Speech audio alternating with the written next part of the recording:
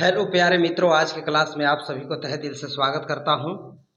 आइए आज मैं यानी कि 11 जून का एनटीपीसी द्वारा जो प्रश्न पूछे गए हैं एग्जाम में फर्स्ट शिफ्ट में, उस प्रश्न को हम लोग आज करेंगे।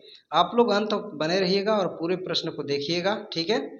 जिनका एग्जाम हो गया है वो तो हो ही गया है, जिनका नहीं हुआ है उनके लिए मैं बता रहा हूँ कि ये प्रश्न आपका एग्जाम में रिपीट होने की संभावना है, इसलिए आप लोग अंत तक बने रह करके पूरे प्रश्न को देखिए, ठीक है।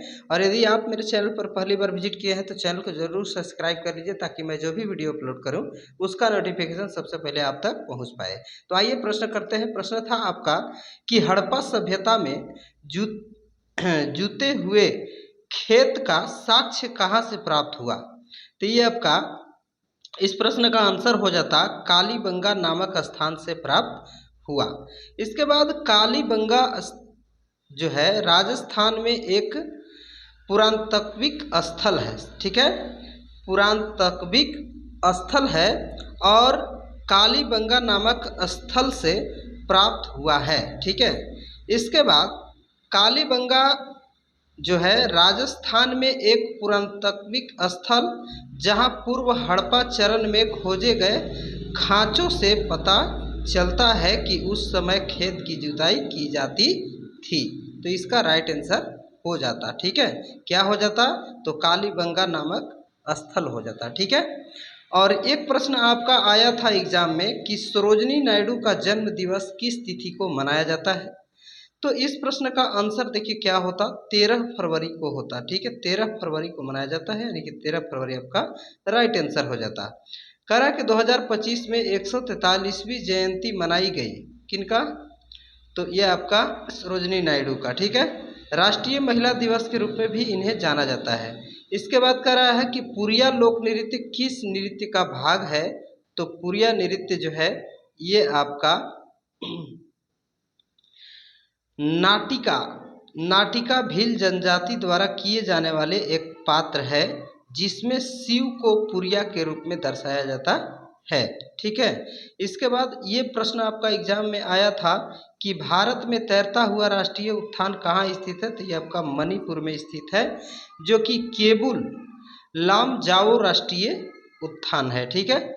इसके बाद एक प्रश्न आपका आया था एग्जाम में कि सम्राट अशोक के बाद उसका उत्तराधिकारी कौन बना।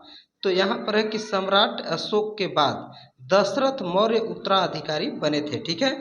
और दशरथ मौर्य अशोक के कौन थे? पौत्र थे, ठीक है, पौत्र थे।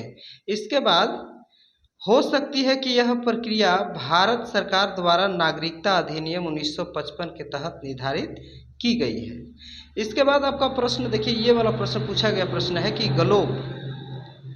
कह रहा है कि ग्लोबल इनोवेशन इंडेक्स कौन जारी करता है। तो ये आपका विश्व बौद्धिक संपदा संगठन WIPO ग्लोब इनोवेशन इंडेक्स 2025 में भारत का स्थान जो है 39वां स्थान है। ये भी प्रश्न आपका पूछा जा सकता है। इसके बाद प्रश्न देखिए आपका एग्जाम में आया हुआ, फ्रुक्टोज में कौन सा अभिकर्मक पाया जाता है। तो ये आपका ऑप्शन नहीं मिल पाया है, इसलिए मैंने नहीं बताया, आप लोग देख लीजिएगा। इसके बाद ये प्रश्न पूछा गया है कि ब्रिक्स शिखर सम्मेलन 2025 कहाँ आयोजित हुआ। तो ये आपका ब्राजील में आयोजित किया गया है, ठीक है। कहाँ किया गया है?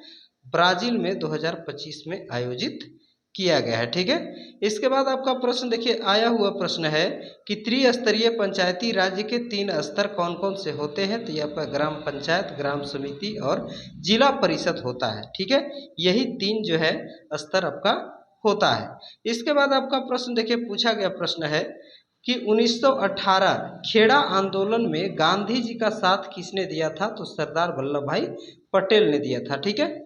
इसके बाद आपका देखिए एग्जाम में पूछा गया प्रश्न है कि भारतीय रिजर्व बैंक का भारत में कुल कितनी शाखाएं हैं। तो RBI की 31 शाखाएं हैं, ठीक है। इसके बाद आपका देखिए प्रश्न पूछा गया प्रश्न है कि किस केस में कोर्ट ने मौलिक अधिकारों को हटाने पर रोक लगा दी है। तो केशवानंद भारती बनाम केरल राज्य, ठीक है। इसके बाद ये प्रश्न देखिए आया था आपका एग्जाम में कि लवणीय क्षारीय मृदा कहाँ पाई जाती है। तो ये आपका लवणीय क्षारीय मृदा जिसे नमक प्रभावित मिट्टी भी कहा जाता है, शुष्क और आर्द्र अर्ध शुष्क क्षेत्र में खासकर उन स्थानों पर पाई जाती है जहां जल निकासी की व्यवस्था अच्छी नहीं होती है। ठीक है, और मिट्टी में लवणों का जमाव जो है अधिक हो जाता है। ठीक है, इसके बाद आपका देखिए प्रश्न आया था, उससे पहले थोड़ा सा जान लेते हैं कि भारत में यह मुख्य रूप से उत्तर प्रदेश, बिहार, पंजाब, हरियाणा, राजस्थान, गुजरात, महाराष्ट्र और आंध्र प्रदेश के कुछ हिस्सों में भी पाई जाती है। ठीक है, देखिए ये प्रश्न आपका पूछा गया प्रश्न है आज के डेट में 11 जून फर्स्ट शिफ्ट में। 2025 तक भारत में कुल कितने ग्राम पंचायत है, तो ये आपका इसका आंसर हो जाता 2,50,000 ग्राम पंचायतें है। 2025 तक की बात कर रहे हैं हम। इसके बाद आपका प्रश्न देखिए पूछा गया था कि हाल ही में MS स्वामीनाथन पुरस्कार से किसे सम्मानित किया गया, तो डॉक्टर PV सत्यानारायण को किया गया। ठीक है, इसके बाद आपका देखिए एग्जाम में पूछा गया प्रश्न है कि पाक जल डमरू मध्य को किस प्रवेश द्वार कहा जाता है, तो ये आपका बंगाल की खाड़ी प्रवेश द्वार कहा जाता है। ठीक है, इसके बाद यहीं पर आपका आज का क्लास द एंड होता है। आप लोगों को अच्छा लगा मेरा वीडियो तो चैनल को सब्सक्राइब कीजिए, वीडियो को लाइक एंड शेयर कीजिए। मिलते हैं नेक्स्ट वीडियो में, तब तक के लिए thanks for watching this video.